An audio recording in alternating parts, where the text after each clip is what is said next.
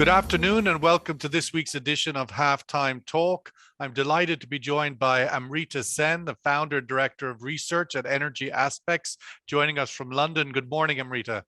Morning. Thanks for having me. Always a pleasure to speak with you.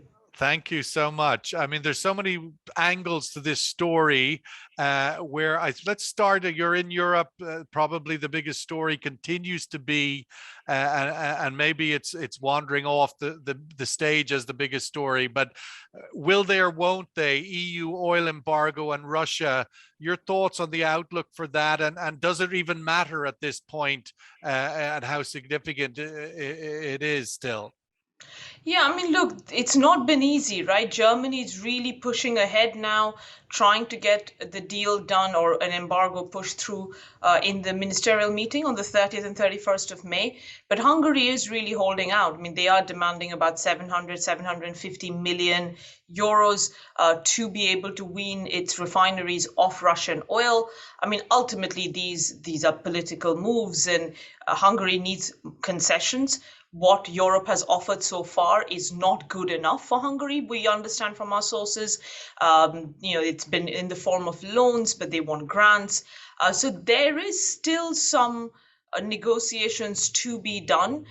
This morning, of course, Germany sounds more optimistic, saying that they do believe that the embargo will go ahead. Now, in terms of whether it's even relevant or not, I'd say a couple of things on that.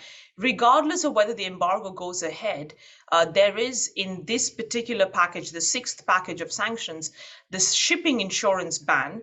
That will still go ahead, and most likely that kicks in from August. That's a really big deal. As you'll know, in the region, 95% of shipping insurance and reinsurance is done either out of the UK or out of the Nordics. And without that, it will get very, very difficult to move Russian oil. Of course, Russia can use its fleet, which we calculated it has about 68 vessels between crude and products. India could potentially do some sovereign insurance, so the government steps in. But on the whole, right, trading houses will find it very, very difficult to move this oil. So in some ways, that's far more important. The embargo, in any case, wouldn't kick in till at least 6 months. So you're talking about year end.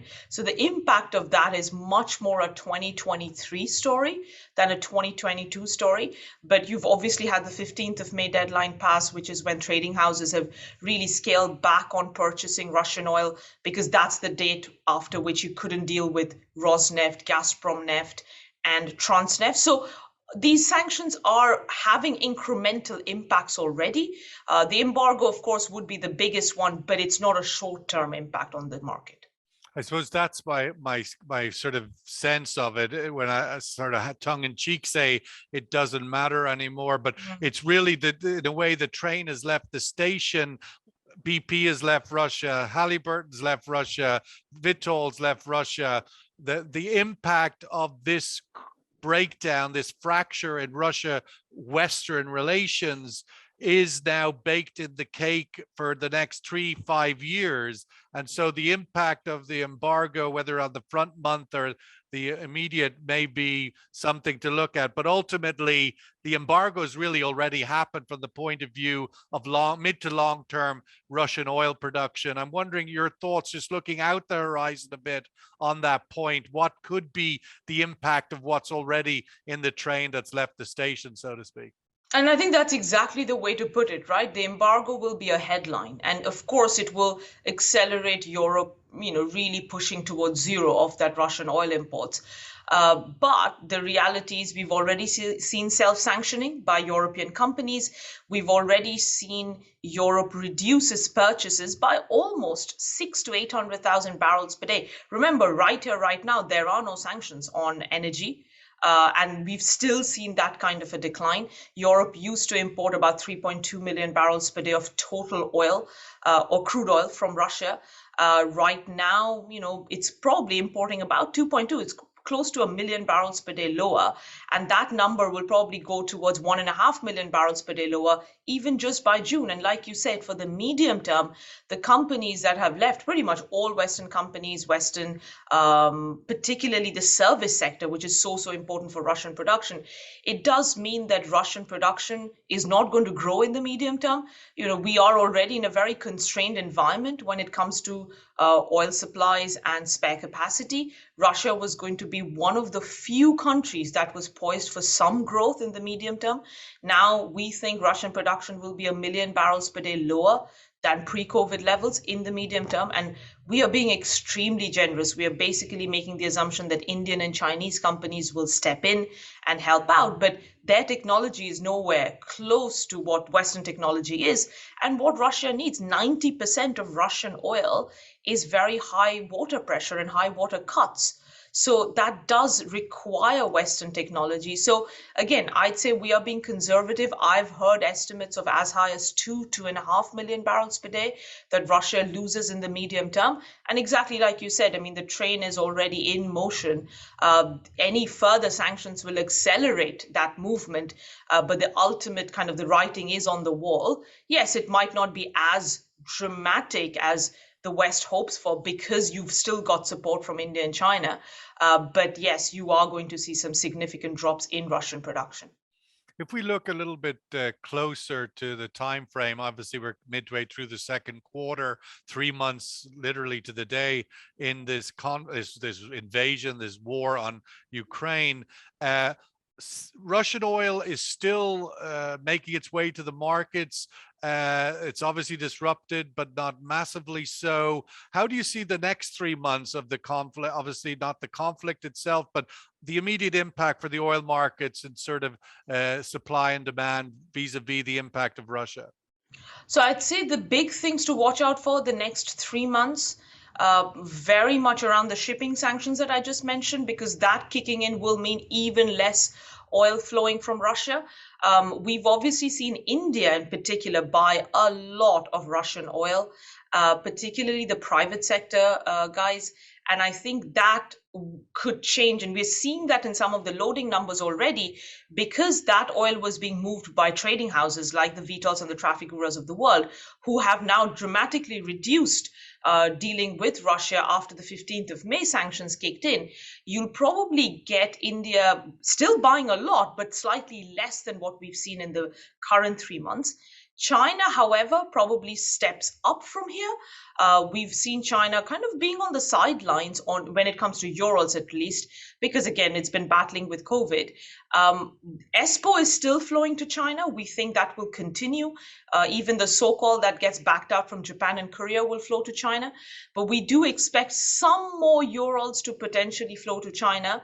So net, like overall, we could see about 1 million barrels per day of Urals between India and China taking it. And then ESPO is about, let's say, China continues to take its 1.5 million barrels per day of other Russian oil.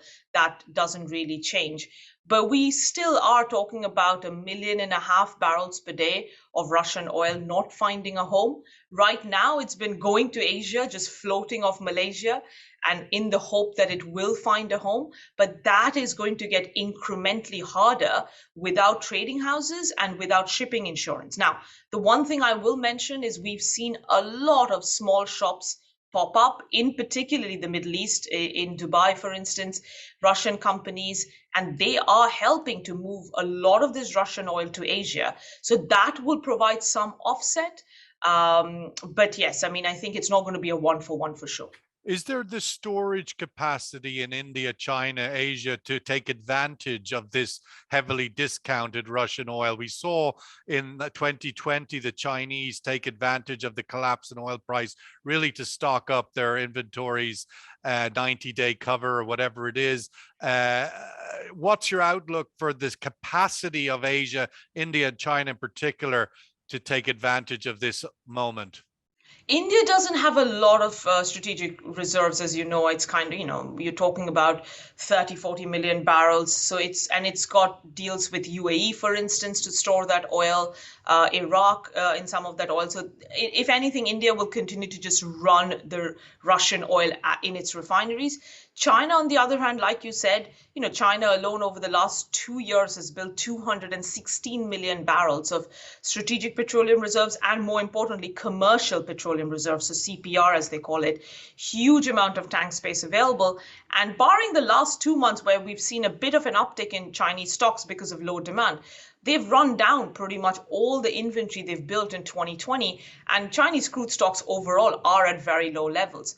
So yes, we do expect China to step in and buy some Urals in particular, discounted crude into their SPR, because the problem for China is that for taking Urals, it would need to back out Saudi, Iraqi, and other Middle Eastern crude.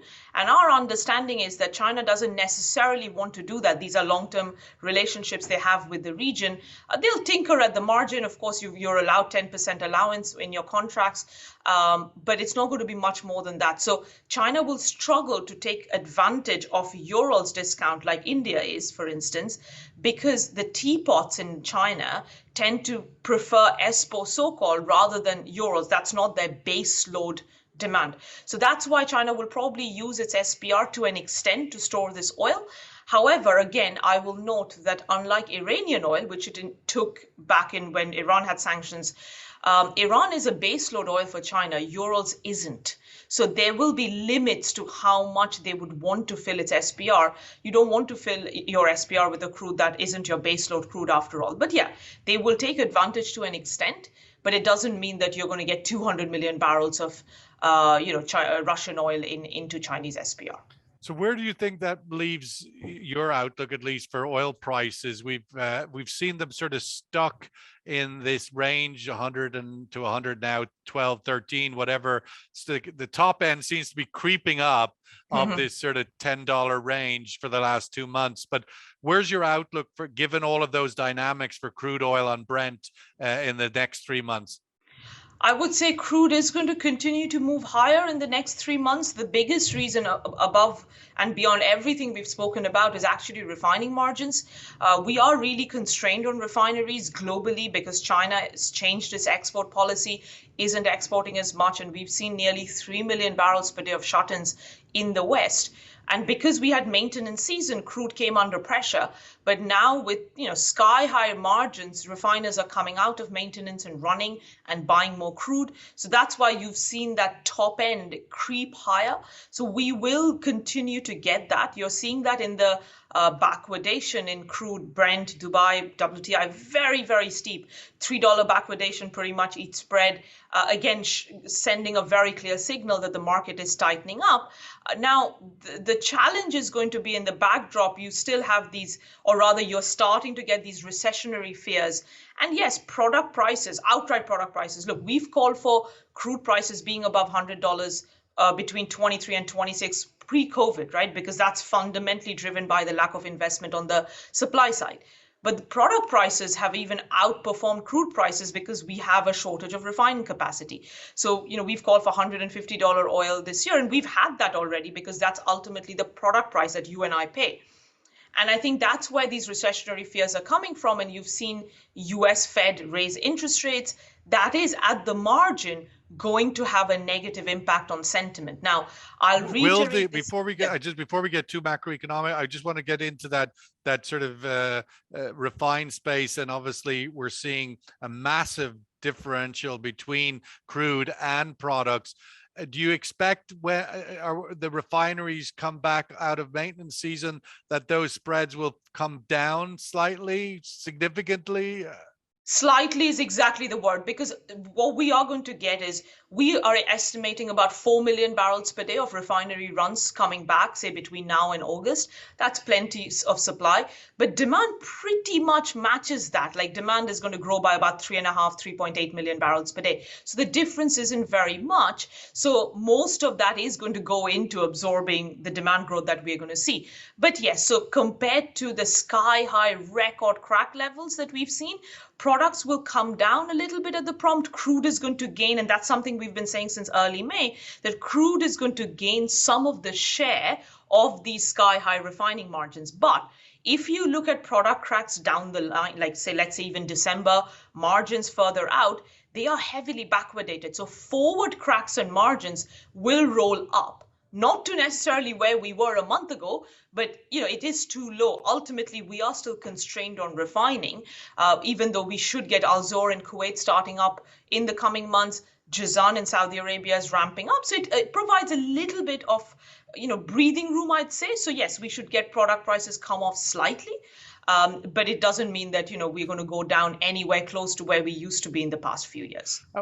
Why do you think? I mean, one of the potential solutions, at least on to ease a little bit, would be for China to increase its export quotas on products. They seem to be resisting that. What seems like a big win economic opportunity. What's your insight on that? Look, I was in Singapore just last week, met with all our Chinese counterparts there as well. And I'll say one thing, every refiner said this policy isn't going to change. This policy is tied to Xi Jinping's policy around reducing emissions. China included refineries as a part of its energy intensity reduction target for 2025. Yes, it's moved back a little bit on coal, on some of the metals, but these are more short-term tactical moves because China at the same time absolutely doesn't want blackouts. But refining doesn't fall in that category because ultimately, if you think about refining, they are not saying don't refine. They're saying refine for the domestic market. Yes, there's a little bit of an imbalance. You can export that, but they absolutely don't want, particularly the teapots who've been evading taxes and are not necessarily in favor with the government. These are the smaller, tiny refineries I'm talking about. They don't want them to just pollute the skies in China and export the product. So this is a huge shift in policy because the West, refineries in the West have been shutting down because China had been, flooding the market with products, taking market share from US and Europe and Latin America and Africa.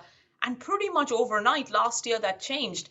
And then because of COVID, we've had 3 million barrels per day of shutdown and because of poor margins as well. Now, the bigger challenge is you've got ESG mandates. If you think about the announcement you got from Lyondell in the US, $60 margins, and you've still got refineries shutting down because on a refinery level, from an ESG point of view, emissions is such a punitive measure. Like as a refinery, if you want to meet any of your ESG targets, it's very hard to continue investing. And you will probably get more refinery closures. So in general, refined products will remain tight for the foreseeable future. Well, that's a pretty comprehensive overview on the supply of crude and products. Where I suppose the question is, growing in the market has its moments where it soars to the top of the pile and then drops away again, is the potential of demand destruction. Yeah. We have this week Davos meeting, a lot of statements being made about the uncertain economic outlook. The ECB has declared now they are going to follow the Fed with rate rises, the potential that this sort of tightening period could trigger recessions and so forth. How do you see the outlook for demand destruction, principally in the OECD? Yeah, I mean, and that's kind of what we were talking about just earlier, even with regards to the crude oil price. I think that's what's going to cap crude. Fundamentally, we will continue to rise, but that fear about a recession, and that's already starting, right? Like with the Fed increasing rates, as you said. But a couple of things on that. First and foremost, oil prices tend to fall 6 to 12 months after the end of a Fed rate hike. You can go back over the last 40 years and chart this, and it's an impressively correlated chart. We are nowhere close to the end of the Fed rate hike cycle, right? The market's expecting 3% Fed rates in the middle of next year. That's nowhere close to ending a rate hike, right? Given where inflation is. So that's one thing. Second thing is that OECD. So we are expecting Europe and US to be in a recession next year, second half of next year, but not this year. You still have some pent-up demand.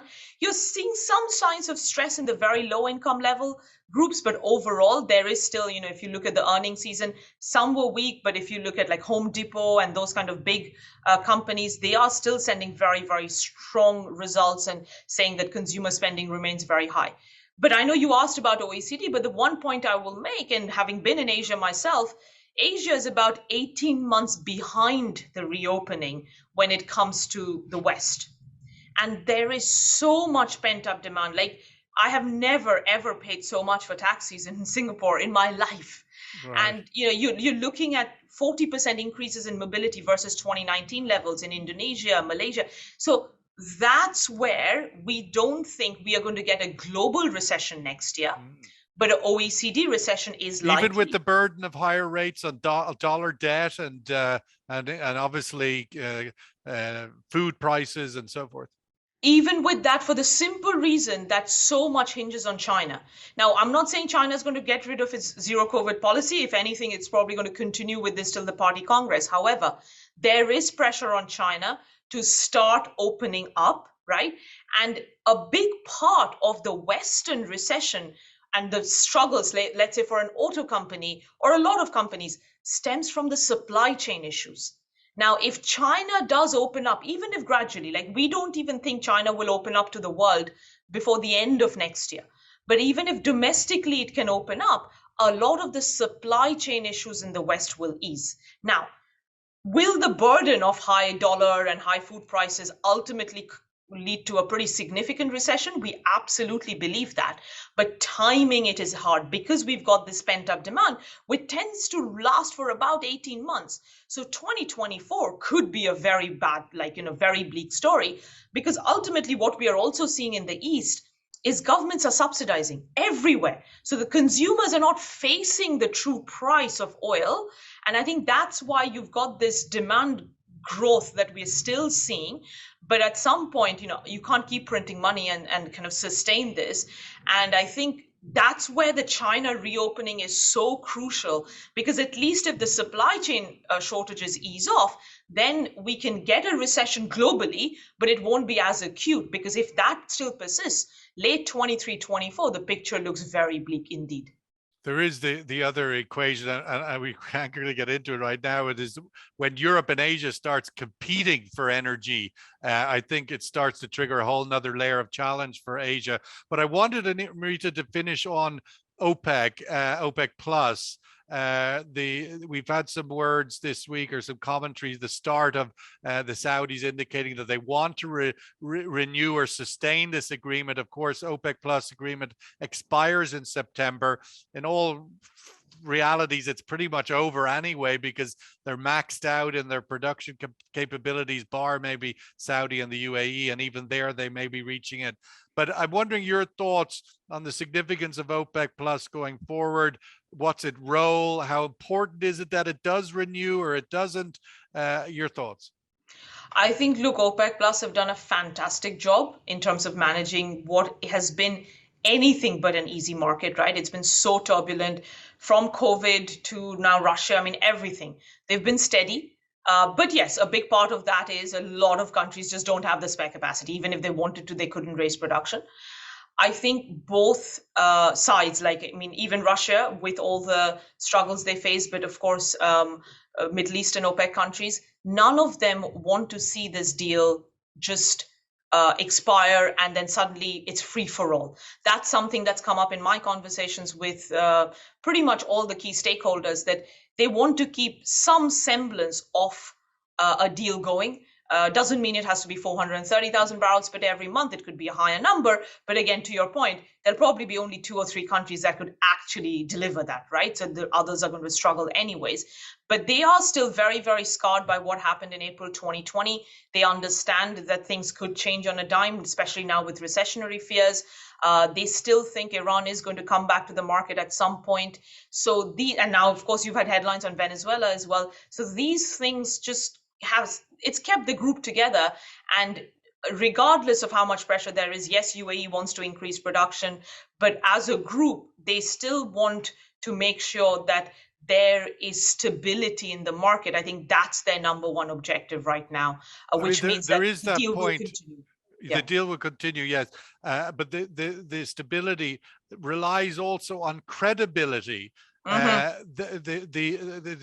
Christine Lagarde yesterday in her statement with head of Davos saying that one of the reasons of the money has been OPEC Plus's failure to meet their own quotas. Commitment, right? Their own quotas, and so in rolling into something new, your thoughts on how do they need to get that alignment back? They've got quotas at the moment that are unaligned to the reality and so consequently not credible. How important is it, no matter what they do going forward, that they remain credible? Oh, credibility is super important, but that's where politics also comes in, right? What you are essentially saying is Saudi Arabia and UAE should be given bigger quotas because they can produce. But why would anybody else accept that, right? Because I know. remember, they think longer term, and for anybody to accept that means in the future, when you have quota negotiations during a downturn or an upturn, that becomes your starting point, and that's why it's always been difficult to have any quota negotiations. I think that's the challenge that OPEC Plus will face.